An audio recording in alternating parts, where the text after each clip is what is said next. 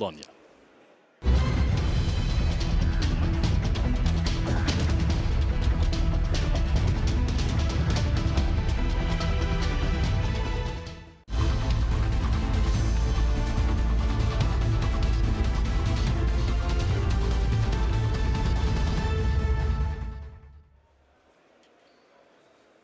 So we did not spoil it for you, but Lorenzo on this brand new deck, Centurion. What do you guys think of this deck?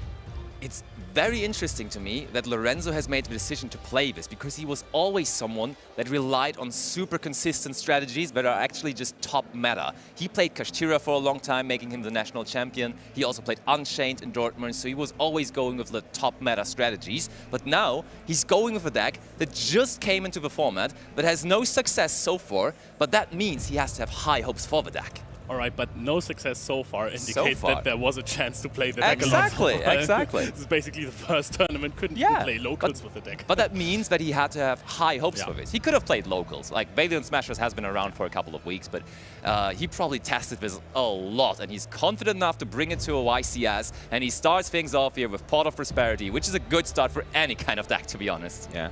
I mean, I agree exactly with what you were saying. Like, we saw Lorenzo playing Kashtira and Unchained, which were two of the most kind of, you know, popular decks, tried and true kind of style of decks, and now we see him just picking up something completely new, which is really exciting to see. I love it. Oh, there's one of his Kashtira cards. He still couldn't part ways with Kashtira Fenrir, still in his main deck there. But we also see the Centurion cards he's bringing in. Honestly, just in general, about the Centurion deck, what is really cool about it is that you have a lot of space for non-engine, honestly. You can play so many hand interactions. We already see there's Effect Veiler, there's Bestials in there, there's Ash Blossom, of course. He can really, really prepare for all kind of different matchups with this strategy here. And I think this is why the deck is a little more popular amongst the top players. We have also talked to other people who are running the deck, and this is such a wide format. It's really hard to put just 15 side deck cards that are going to win you matchups against different top tier decks. So you have to include as many hand traps in your main deck as somehow possible, and just that this deck is perfect for this. So you don't want 15 cards in your side deck, you want to put all of those in your main deck before. Exactly. Yeah, so that makes a total of 30, right? Okay, so normally we were going with Centurion Primera there. We grabbed that off of the Prosperity. And I think normally you would actually go for the field spell, but instead he added Centurion Phalanx, and we quickly realized why that was, because he already had the field spell in his hand, so we have access now to the Phalanx, but also to the field spell, to the stand-up Centurion. So just for players who are not as familiar with this deck, it's because it's brand new, obviously. For sure. It has 3 monsters that you can play in the main deck, and they all have an effect that when they're placed in the spell and trap card zone as a continuous trap, you can special summon them during the main phase. And you can only do that once per turn, per copy of each card, obviously. And then they all have effects that allow you to put Centurion monsters from your deck, or possibly from your graveyard, into the spell and trap card zone, which then allow you to special summon them. Yep. So for example, the field spell lets you discard a card and put any Centurion monster from your deck into the spell and trap card zone. Which is what just happened, right? Yeah, we discarded one card, got another one there into the spell and trap zone. Oh, but we're setting the trap. Is that all we have? Okay, that setup doesn't look crazy. It's really not a combo deck. It's just a little bit of setup, and Lorenzo hopes that the combination of this and the rest of his hand cards are going to carry him to victory here. Yeah, it's looking like this is really not the optimal setup for Lorenzo at all. So if I were to guess, it would be because he has the third copy, that third Centurion monster in his hand, and you can't fetch it out the hand to put it in the spell and trap card zone. Unfortunately, it's level 8, so you can't special summon it from your, normal it from your hand either. And he's only running the 1 copy, so I've seen some players running more than one, just in case you draw it. But it looks like if you draw it, you're just kind of stuck. That's true. Kirollos is having a good opening with a card that has been wanted by a lot of players. The wanted Seeker of Sinful Spoils. Such a powerful quick spell card. It skyrocketed Rescue Ace to the top of the metagame. For sure, but not only that, it really may be the most popular engine of the entire format right now, the most popular engine of the weekend. I think we're going to see a lot of Sinful Spoils cards in all kind of decks. Infernoble, Rescue Ace you were just mentioning, but even strategies like Kashtira have now included those cards. Maybe we even see like some completely cool stuff like Inferno or something using it. I would really love that. Okay, and there's the reinforcement of the army, probably now giving away what the main engine of the deck is to Lorenzo as well. Kirollos obviously knows, but Lorenzo is about to find out there is a warrior deck around, and we're starting off with Neospace Connector. Could have still been Rescue Ace I was going to because the say, airlifter is a warrior. True, but now it's clear. Connector is just such a good card in combo decks. If you're managing to profit off of having warriors on the field, this is one of the best cards in the entire deck. Special summoning out the best Neospatian monster there is. Not there was, Grand Mall had its time, but... You're telling me that Elemental Hero Neos is not the best Neospatian? I'm sorry to break it to you, Tom. What about Elemental Hero Honest Neos, at least? All right, okay. Rainbow that was way Neos? too good. But now, Lorenzo, as we were explaining, is playing like a lot of hand interactions. So that is very vulnerable to the Aqua Dolphin we just summoned out, because a lot of those could be discarded by the effect of the Aqua Dolphin. So maybe we immediately have to respond to the summon of it here to save our cards in hand. Yeah, you could go for a Phalanx right here and basically use a Farfa-ish effect on the Aqua Dolphin. It returns the monster in the standby phase. However, you could also hope that your opponent destroys the Emeth in your hand. I was going to say, I was thinking that maybe Kirollos, if he knows the Centurion deck, he might know that the Emeth is in Lorenzo's hand and might not want to take it out of Lorenzo's hand for him, because it does a much better job in the graveyard than the hand. Fair. But I mean, you can choose what you destroy, right? And if there's only one set card, the chances are high that Lorenzo also has something on the likes of an Ash Blossom or a Veiler. If there was impermanence, he would have said it. Yeah.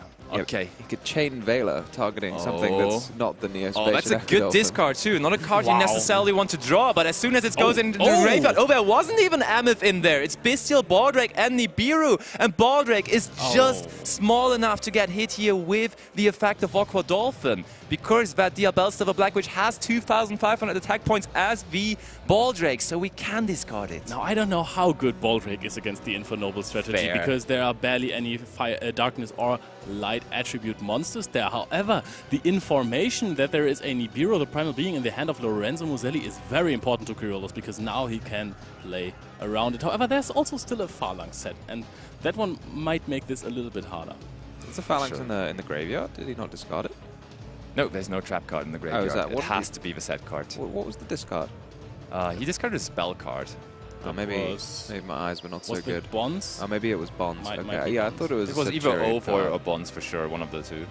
So we went into one of the most powerful Link 2 monsters in the game. Isolde has been summoned. Two super good effects. And Lorenzo now has to consider whether he wants to interact with that Isolde right away. Oh, and I mean, it's such a valuable card. I think we may go for the trap card here. We may go for the interaction we have. Is Kirollos Oh, running he allows multiple it, copies though. of Isolde? Because that is always a problem against those warrior combo decks. If you remove the first Isolde, they can just go into the second one if they did not activate the effect to send equipped spell cards for a cost to the graveyard to special summon out a monster, because this has happened multiple times. And let me tell you, there is two Isoldes in his extra deck. So therefore, that would be a possibility, and Lorenzo realized that and therefore did not do anything against the first Isolde. I'm a little confused. Did he add a warrior? That's what I was thinking too. I didn't see him adding a warrior. He might have played around Drone Lockbird. But he knows there is no Drone Lockbird. What Drone Lockbird? Better safe than sorry, guys, okay? Fair. The face down Drone Lockbird. Yeah. I get that. But in general, we talked a lot about the Centurion deck now already. What are we even thinking about Infernoble? Because I did a meta-analysis with Nadir before the event. You guys are also going to see the video of that throughout the weekend. And my secret pick to win the entire event, I'm not just saying that because we see it right now, but it was Infernoble. I think it is a deck with a super high ceiling, profited a lot by the release of the Wanted and the Sinful Spoils cards, so I really think it's a sleeper deck for this event. And Kirollos agrees, apparently. Do you agree as well, Tom? I was going to say, I love the deck. I haven't actually played a lot with it. I love watching it. I know what the cards do, but I don't know how to combo with it myself. So I feel like I don't know, there's something missing in my brain to decide whether it's really good, because I guess you don't know until you've really played with it how it's gonna go. Like, I want it to be good. I love the Magius that lets you like shuffle back cards and draw cards and then equip it and then do it again next turn. That just seems so cool. I think we're playing around the Nibiru now, but has Kirollos read the trap card? That is a powerful Phalanx. Indeed. Now we have the chance to trade that phalanx with one monster. And before that, we had 3 monsters on the field. So that seems almost foolish. But there is a good card to activate to have further extension. But I mean, maybe he has Forbidden Lands in hand. He can stop the phalanx. I don't believe that. There is no Forbidden Lands in the Infernoble decks and also not in the deck of Kirollos. Unfortunate. We can dream. Yeah, but I see what you mean, Tom. Like, of course, watching a deck will always give you some information and some kind of feeling about a deck, but you always have to practice it yourself to really have an opinion on it, right? I totally understand. I feel that. It feels like you have so many monsters and so many options, and you know your opponent has a Nibiru in the hand, and you can see it, and now it's just a puzzle, and you have to solve it. And I myself, I wouldn't know what to do in this situation. Yeah. Also, Noble Arms Museum. When this card came out and I read it the first time, I texted so many people saying how crazy this card was. I got and a everyone was well. like, yes, and you are also like, yeah, I don't know, man, it's just a field spell. Look at this card. It is so good. It has multiple effects that all do a lot. Search one and special summon one. I will say maybe you have to get better at convincing people, because by now I'm convinced, but it wasn't you that convinced me, to be honest. But I do agree with you now at this point that the card is crazy. Noble Arms Museum, such a powerful addition to the deck, and now Infernoble really is at the top level of the meta game again. Maybe even good enough to take down the whole event here. Just not being once per turn is the thing I think is Yes. just absolutely unbelievable about this card. It really is. Okay, so we use the DDR to bring back the connector there. Got to summon in attack mode with different dimension reincarnation. And there comes Durandal. We are equipping the Durandal to the connector. And Lorenzo, interesting enough, still deciding to hold the Phalanx. I think he's just waiting for a very long time just before a negate is actually coming to the field that would be able to negate it. So let's see whether that can be forced by Kirollos. Can you even chain Phalanx to the Appaloosa? Because then Appaloosa, if it's banished, can't lose attack. Yeah, that works. That does indeed work. Perfect. Well, then there is no rush. Yeah, Also, I like how Phalanx is incredible against Appaloosa because it loses all the attack points when it returns to the field. So it's really a good removal in this case. For sure. Not just something that delays the problem. And there is, of course, the other piece of the Sinful Spoils package, original Sinful Spoils Snake Eye, going to resolve. And now we see the synergy. Now we see why this is being played in the Infernoble strategy as well. Because we are about to get a level 1 fire monster onto the field here. Which one is it? Kirollos isn't sure himself, but there it is. And that should be Ricadetto, right? Ricadetto. Exactly. I mean, just fitting, right? We are in Italy, Ricadetto coming to the field early on. It just all adds up. And now, okay, so it would be even better here, I think, for Kirollos if we would have the chance to go into Synchro 4, because Herald would be an option, but I'm just seeing there is no Herald in his extra deck, so I think instead we're probably just trying to go for Synchro 5, because of course Angelica is pretty insane. But now the Phalanx was activated by Lorenzo. Lorenzo says, enough of that, I finally will use my interruption. And what is it going to be used on? The Appaloosa? Okay, so I think Lorenzo wants to Nibiru here, right? That has to be the time he wants to go for it. Doesn't have to be Nibiru as well, because he can also just go for one of his Centurion plays first. He can special summon out the Trinity to Dea and then go into the Legatio and pop a monster and draw a card before he Nibiru's. I think that he doesn't... I mean, he can also wait and do that later on, right? The Legatio is a level 12. Yeah, but the Trudea increases level by 4. Oh, it does, Stuff, yeah. Okay, yeah. Okay, and Lorenzo does not plan on doing anything besides that just now. Yeah, you're totally right, Leo. I just forgot. I mean, it's a new card, just released in Valiant Smashers. Certainly, we don't have incredible experience with the deck just yet, and we are happy to see it right away here in the featured match by one of the pro players, one of the top players in the current European environment. Nightmare Phoenix would be incredible here. Ooh. I'm kind of disappointed in Lorenzo not being dramatic enough, because he could have used Nibiru and then chained the Phalanx just to make it much more exciting. Just for the moment, just for the clips, right? But instead he had to use it early.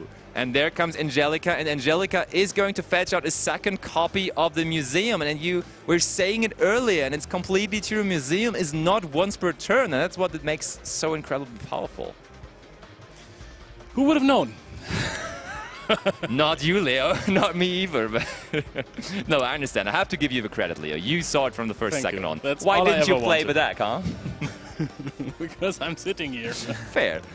Fair enough, fair enough. Okay, so it really... I love watching Lorenzo. I know, Leo, he's one of your favorite players too, Yeah. but he's always super calm while playing.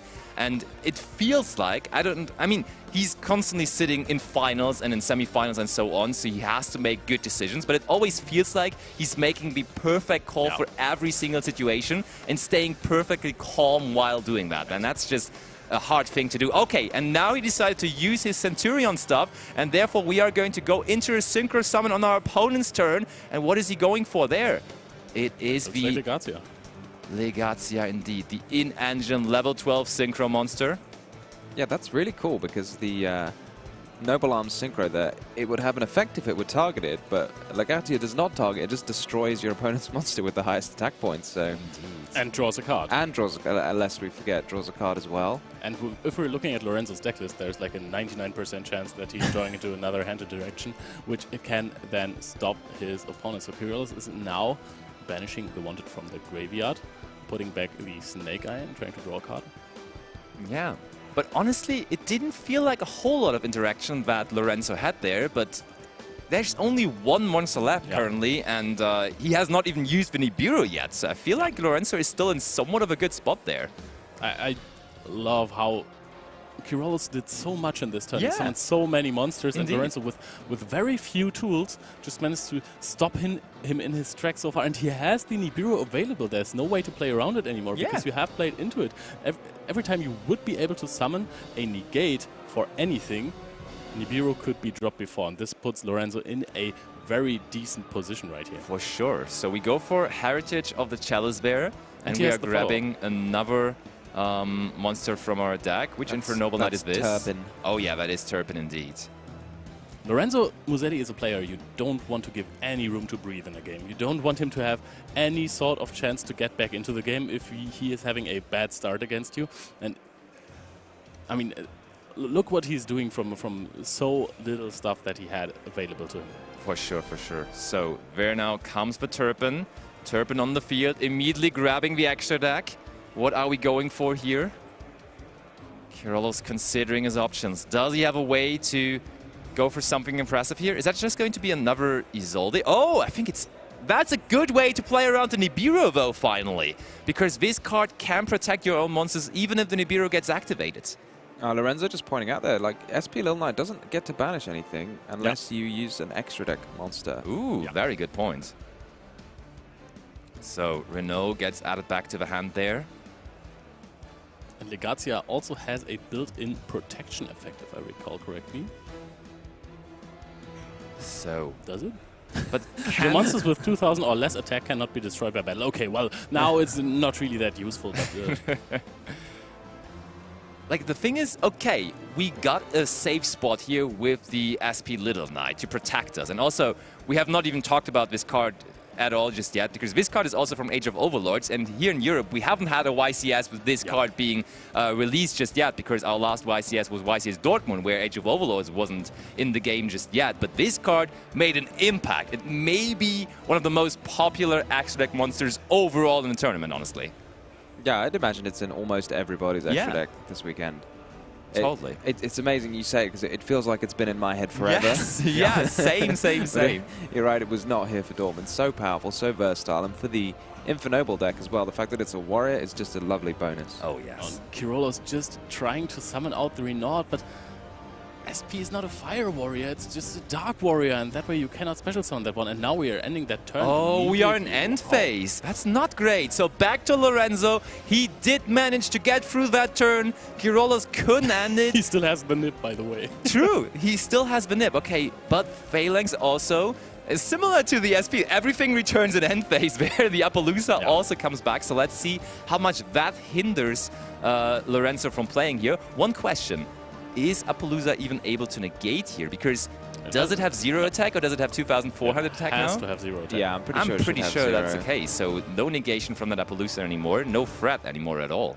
Yep, and you can also see the strength of Legacia. Sometimes those little effects that you like to overread are just the best ones, because he got to set the Trudea as well in the end phase. And this is good follow-up to possibly go into a Calamity next turn. Absolutely. And we see the easiest way to get around that SP Little Knight, of course, is just going into the battle phase when you have a bigger monster and just attack over it, which is just what Lorenzo did. He used his Legacios to attack over the SP Little Knight. And now in main phase 2, he's free to play because that SP Little Knight interaction is gone.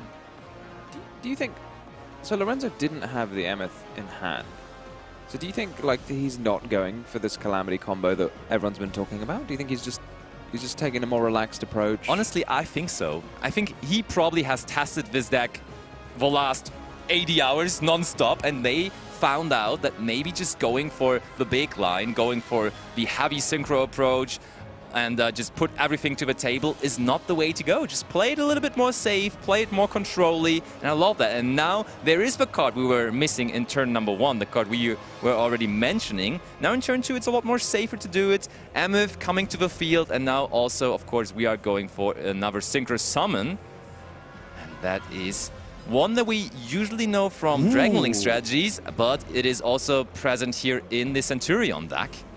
And it is the Cosmic Blazer Dragon. Crimson Dragon into Cosmic Blazer Dragon. And that's an immediate scoop when Kirollos sees the Cosmic Blazer Dragon. Wow, 1-0 for Lorenzo Muselli, the reigning national champion of Italy and also top 4 player of YCS Dortmund, showing us once again his class and showing us that maybe Centurion is the sleeper deck of the event. Nobody really thought it would be, but here he is showing us that it's capable for sure. Proving us wrong once again as well, because we thought, hey, this is not a good opening for him against a heavy combo deck. If you don't open with multiple interruptions, you're going to be in for a bad time. Turns out, no. But I mean, he had a played couple, it perfectly, yeah. right? Honestly, because he was thinking, do I already need to have an interaction on the Aqua Dolphin? But he was like, honestly, if I just keep it, if I just hold it for long enough, it's probably going to be better impact. And we saw it was amazing impact. Like, he just waited for so long, and he could trade those interactions so well. He basically traded one card for, it felt like 4 cards in total. It was really, really powerful what he did there, and I loved how he played that out. To be honest, it didn't only feel like 4 cards in Yeah, total. it was. It actually... It was a very big Appaloosa. It was indeed. So, yeah, let's have a look at the side decking options now, because, of course, Kirollos is playing an incredibly powerful going first deck with the Infernoble strategy. There's so much stuff happening on the first turn, but what's going on here after siding? Is there even more to support that? It seems like he's mainly focusing on going second cards, but there's just a couple of standard, I want to say, going first cards with Called by the Grave. Of course, you want to get that Droll Lockbird out of the way. There's also Crossout Designator, understandable. I like the Crossout Designator with Per Leap. That's a new technology that players have discovered, because they did not have enough side deck space anymore, so they decided, how can I play around that Pearly field the best? Because we want to play Crossout, and we are already playing Crossout, so we just have one more card to side. How about we side Pearl Leap to play around the Pearly matchup as well? I like it as well. It's a super weird way of approaching the problem, but it does work in the end, and I love that too, yeah, for sure. It's reminiscent of the players using Triple Tactics Thrust and then having like one of everything. You could do the same thing with Crossout Designator. Yeah. And then a card that wasn't super popular over the last couple of events, but I remember it being really, really popular in early Kashtira strategies, for example, in YCS Lyon last year. And that was, oh wait, actually it was this year, but the beginning of the year and the last season. And it's Gravekeeper's Inscription. And that's one of the cards that has found its way into the side deck of Lorenzo Muselli. And I think it's a good call now that Telements is so popular again. I love the card. Not only Telements, but also Unchained has some issues with the card. Not Rave just effects some. are sometimes very important. I think it's good that it's not in the main deck, because in Lyon people were playing it in the main deck. Yes, for sure. It was a very, very powerful card back then. But we also have Rescue Ace, we have Pearly, and they don't really rely on the graveyard that much. Some effects are happening there, but not all of them. You can summon Turbulence without using the graveyard. Absolutely. But now, after Lorenzo going first in game number 1, it will now be Kirollos' turn. So let's see what he can make with that advantage. Game number 2 coming your way.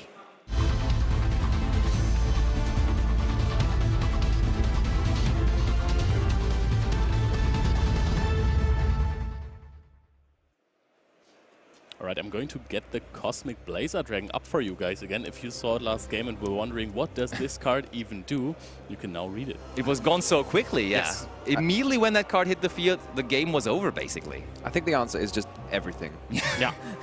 Okay, Kirollos again being able to start off with his Sinful Sports package here, which is what you want to start off with. Oh, but he doesn't have a whole lot of engine there, I think.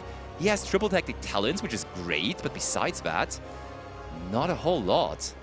I was just going to say, do you remember the trap card monsters that Kaiba used? Yes, I Crush do. Card Dragon, I think, and Mirror Force Dragon. I think Cosmic Blazer Dragon is like Solemn Judgment Dragon. He kind of is, Also, yeah. also it's Negate Attack Dragon Okay. as well, because you can also end the battle phase of your opponent by banishing it. Okay, so, I mean, there is a way into engine. Lorenzo considering to interact now, because that would be the way into a level 1 fire monster, and it's going through. Is a discarded impermanence of Sinful Spoils Yep. really a sign that your opponent does not have anything to play? Maybe they just don't want to give away their extender. Maybe they Yeah. think, hey, I'm going first, I have a big combo, I'm just going to discard this impermanence. You don't really need it, it feels Yeah. like it. I think it's a good discard for sure going first. And now let's see whether we can find additional engine. Can we get a connector or something there? A really powerful Norman summon?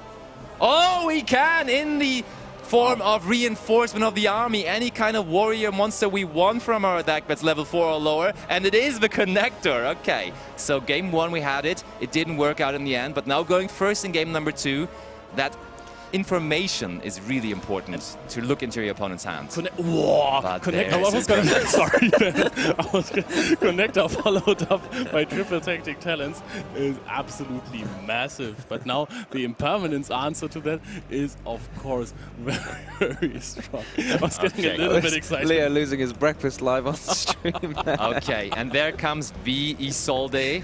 Isolde, is he going to search? In one approach is also, oh, okay, but there is the Ghost Mourner. But we have seen that Kirollos has an answer to monster effects in his own main phase from his opponent, and it's triple tactic talents. What are we drawing into? We couldn't search, but maybe we can draw into something that we wanted to search there.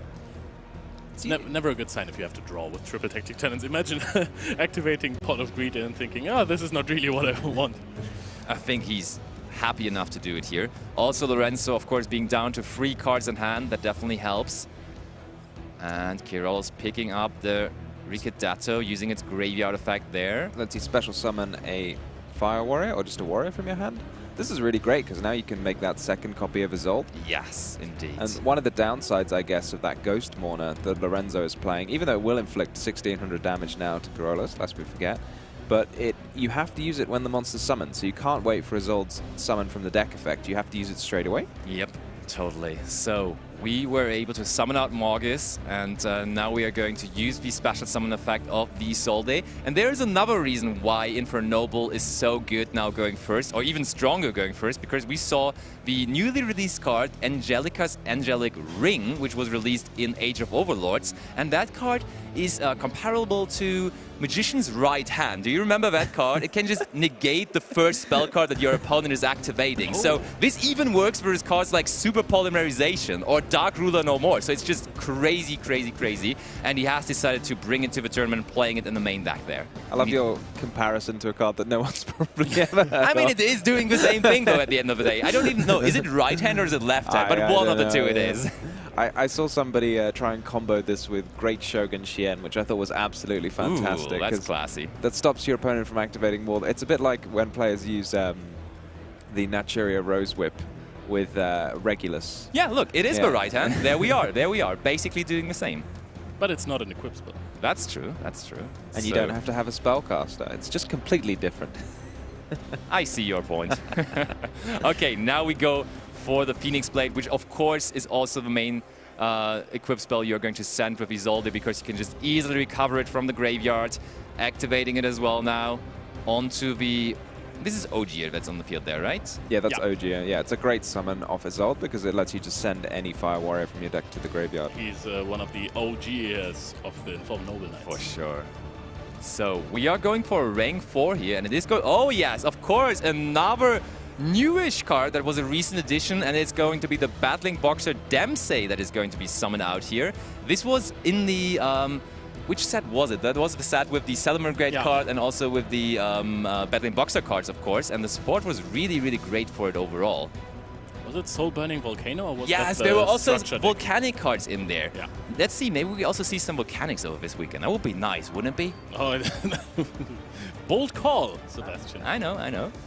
So, Dempsey got us even more warriors here, because even though Battling Boxer King Dempsey is a Battling Boxer card, you can just search any kind of warrior monster. You can also just summon it with 2 level 4 monsters, so it's completely generic, so it really, really, really helps. Oh, there comes the Angelica now, right? Yeah, okay, we haven't had access to the museum, so let's get that museum out of our deck now. Angelica's just crazy powerful. Yes. You get to search the museum, as you mentioned, and then you can, as long as you target it with something, you can banish it and summon a Captain Roland from your extra deck, and then send a Noble Knight. It just does so many things. Yeah, all in one. The Princess of Noble Arms, certainly deserving its title. For some reason, it reminds me of the World Chalice Ib, the level 5 synchro. Also searches one of the spell cards, and then if you synchro it away, it special summons something out from the deck. Yeah, and that's forbidden. So yeah, this is probably pretty good if that's the comparison you're making. All right, there comes Durandal. Durandal being one of the cards in the Infernoble archetype that is also being brought into other decks, because it can just search out a warrior monster, and it doesn't have to be one of the Infernoble monsters. So, for example, you could also just search out something like Raisin. I would say Lukas Janssen in the finals of YCS Dortmund may have played 1 copy of Durandal in his deck. So definitely something that is worth considering when you have any kind of warrior monsters in your deck. It has such a fire warrior, but that doesn't seem to be an issue at the moment. True, you're right. Everything is fire warrior. Yeah, There's Rescue Ace, there's Vanquish Soul. Fire warriors, it's the year of the fire warrior for sure. Yes, so Angelica, judges quickly intervening because there was something that Kirollos forgot. Maybe you're just supposed to send before you summon the Roland. I'm not 100% sure. That might be what the judges were pointing out. Yep, there is the Gearfried being sent to the graveyard, another super powerful card. One of the older ones, but definitely still an incredible powerhouse.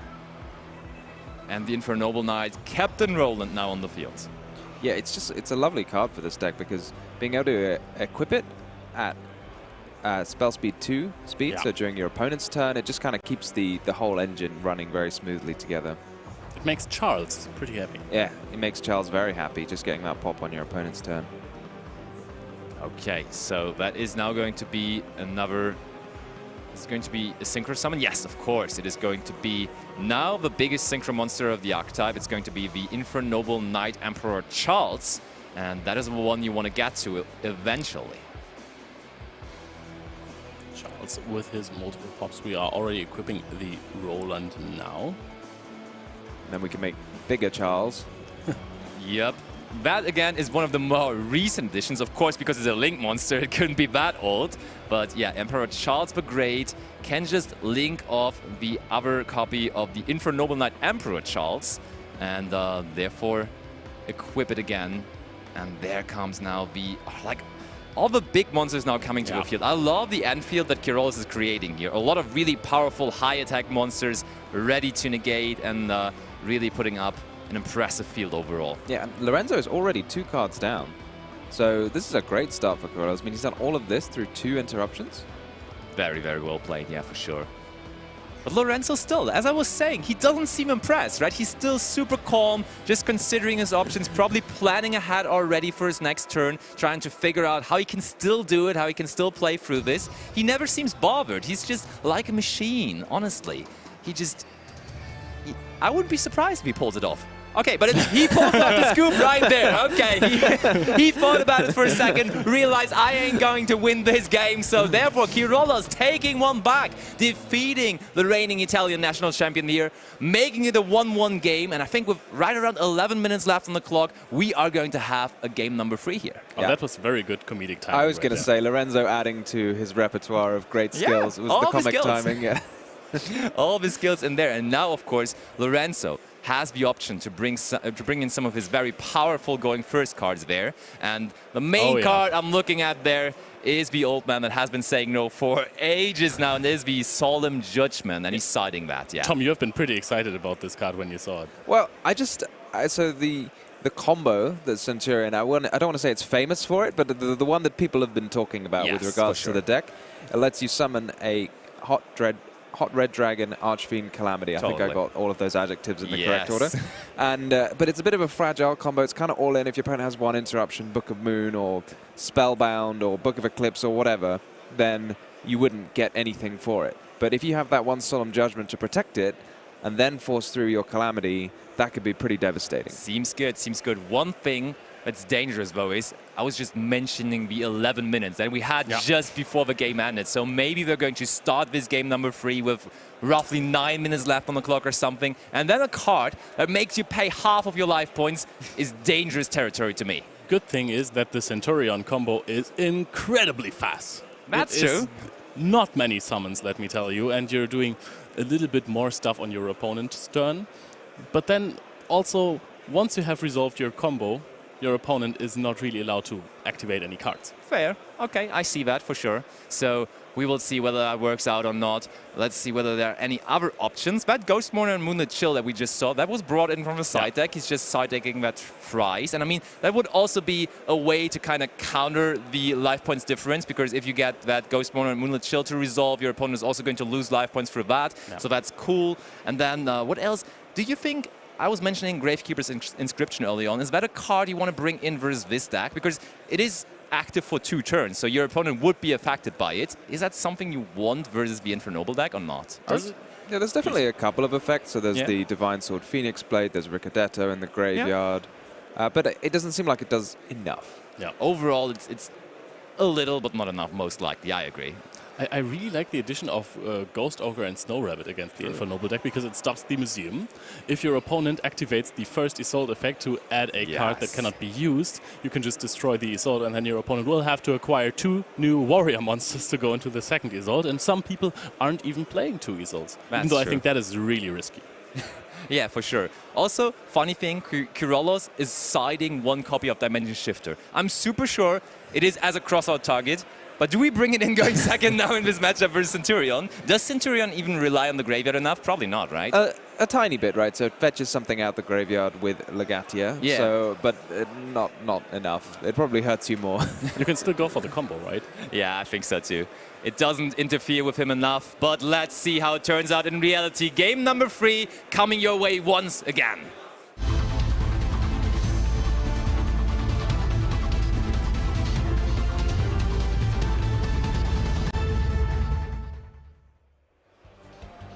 I love the fact that you mentioned the Ghost Ogre and Snow Rabbit, because I think it's Lorenzo. He secretly knows that the mirror match. Oh yeah, it's all about the mirror match, and people mention like, oh yeah, Ghost Ogre's like amazing, and they can destroy the field spell, the monsters, anything. You know what other card is amazing that's just genuinely good and that I love and that I have been promoting for the last 10 years? Cosmic Cyclone. Yes, thanks for letting us know. This one also completely stops the combo of Centurion. That's true. Okay, ooh, that's a sign of strength. When you can discard Pot of Prosperity out of your opening hand for the field spell, that definitely tells your opponent you have a good hand. But there is the impermanence on the Centurion monster on the field there, on the Primera. I like the Pot of Prosperity as a discard in this deck. Usually I would always say go for the Prosperity, but if you don't really have grave effects to work with and you already have everything you want in your hand, then you would just rather discard this one, because it's not valuable engine or a resource that you want to use. Yeah. Also, you get a draw with the Legatia, so maybe if you already know you want to do that, you'd value, Prosperity, a draw plus 1 other card, or it might just be as a second Prosperity. And this time we do go for the play right away in our first turn. We have summoned out the Amith. And we now also use the other effect of Legacia. And that was it again. Lorenzo quickly performing his turn in less than a minute. It's over to Kirollos. And he starts off once again. All 3 games he has access to Neospace Connector. Is it going to resolve? An answer to this Calamity that's about to come down. We'll see. I mean, so far, Lorenzo has not responded to this. Well, you have to wait until your opponent's main phase. That's the only downside. Yeah. So Kirollos kind of gets to take the first action, but then afterwards it looks like Lorenzo's just going for it. There we go, special summoning them out. Now we want to use the field spell deck, but there's Cosmic Cyclone. You were talking about Leo. Congratulations. Finally, it has paid off. Leo's definitely going to lose his breakfast today. He's getting... Cosmic Cyclone. So no quick synchros there. That's crazy. Oh, even on the field spell, that is really good. Okay, we get to search now, but of course it is the turn of Kirollos, so that card in our hand is not going to do a whole lot there. And it's going to be revealed once again after. Whoa! Oh, triple tactic talents right after! Are you taking something? Oh, yeah. Oh my, but there is Ghost Ogre, Ghost Mourner, and Nibiru, so plenty of cards that are scary, and we are going after the Nibiru. And that kinda is telling us that Kirollos feels comfortable enough to play through Ghost Ogre and Ghost Mourner, which is a hard challenge to do, not gonna lie. I'm guessing there must not be a way for him to summon another warrior, because otherwise you could have used the Aqua Dolphin. Probably, yeah, you're right. So there is going to be now the Isolde. Lorenzo probably clarifying which effect he wants to use. Okay, no, he just wants to say on the summon I want to get that Ghost Mourner out of there. Now we have the reinforcement of the army. I'm just going to get this up for you guys in case you haven't seen the card yet. Such a great generic old card from one of the first sets, and now this is looking good because yes, Morna and Effect Veiler and everything on Ghost Ogre are annoying for the deck, but if you have extenders, it doesn't really stop you from doing all of your combos. I don't know what can extend here, because the Fire Flint Lady, do you need to discard a Fire Warrior maybe? Or do you need to have a Fire Warrior? I thought you needed to have a Fire Warrior, and Isolde is not a fire. That is true, indeed. It is not, but let's double check on the Fire Flint Lady. No, it's just a warrior monster. Just a warrior monster. There we go. Fire Flint Lady coming to the field.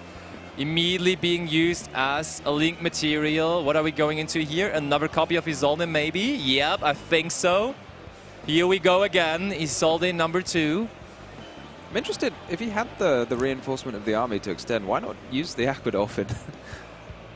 That's a good point.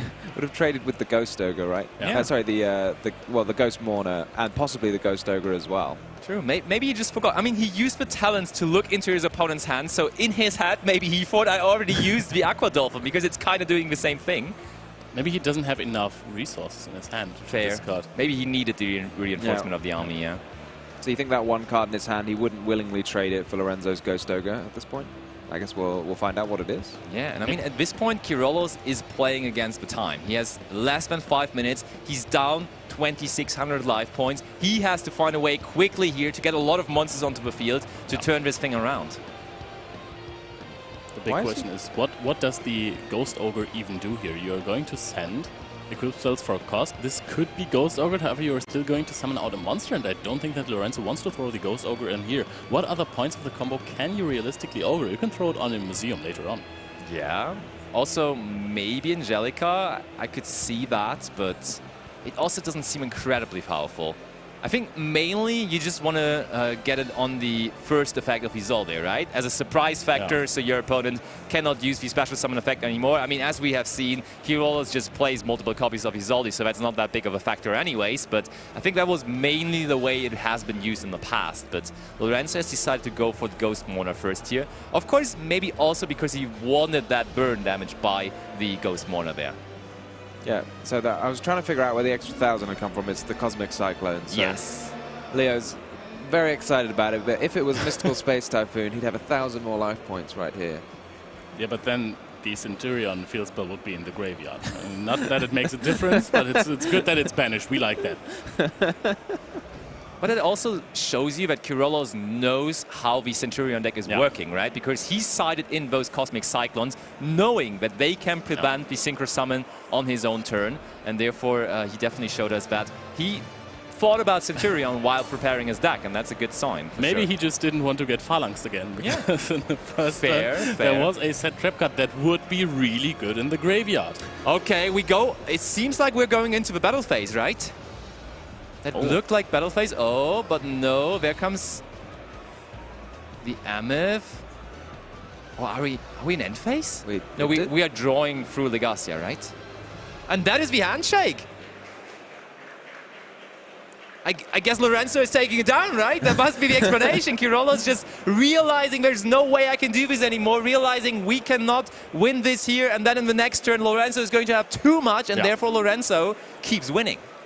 Yeah, I mean, that What was a surprise. it was a lovely hand for Lorenzo, really. He had a ton of interruptions and his engine. He had that nice, like, 2 engine pieces, so when the first impermanence came down, he just breezed through it with the field spell. And that is something that a lot of very strong players have said about the deck. It is incredibly easy to set up your combo. You don't need a lot of engine in the deck. You have cards like Pot of Prosperity that increase your consistency. You can also always discard it and go for an extra draw. You have so many hand trips. You have so many interactions on the opposing turn that are generic cards that you can just include however you want to.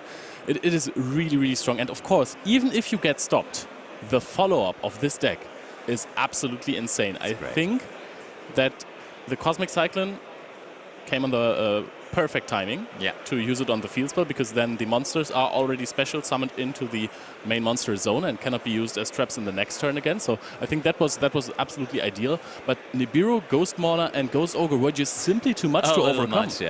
And I mean, also, of course, he waited for that so that he could also get his triple tactic Talons live. But once again, I'm not getting tired of preaching you how good Lorenzo Muselli is as a player.